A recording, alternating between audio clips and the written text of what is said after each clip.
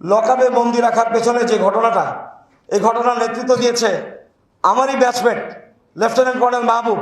এটা আমার জন্য সহ্য করা অত্যন্ত পীড়াদায়ক। তবে সামরিক বাহিনীর একজন প্রাক্তন কর্মকর্তা হিসেবে উক্ত লেফটেন্যান্ট কর্নেল মাহবুবের পেছনে যে চেইনটা কাজ করেছে, কমান্ড চেইন, সেইটা সহজে অনুমেয়।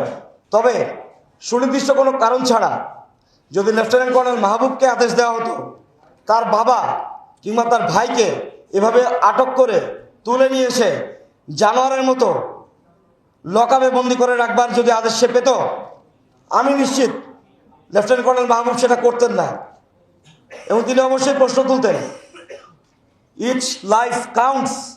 সম্মানিত সেনা, নৌ ও বিমান বাহিনীর প্রধান, আপনাদের প্রতি অত্যন্ত শ্রদ্ধা রেখে আমি বলতে চাই, দয়া করে এইসব আচরণ, এসব অত্যাচার, অনাচার নিয়ন্ত্রণে দৃঢ় পদক্ষেপ নিন স্যার। আপনাদের মতো আমরাও প্রশিক্ষিত সৈনিক এবং সামরিক অঙ্গনের যত রকম সমরবিদ্যা আছে সেগুলোতে আমরাও সমানভাবে পারদর্শী। ভাইয়ের হাত, ভাইয়ের রক্তে রঞ্জিত করবার যে নোংরা খেলায় যারা মেতেছিল এতদিন, এদেরকে আর প্রশ্রয় দেবেন না স্যার।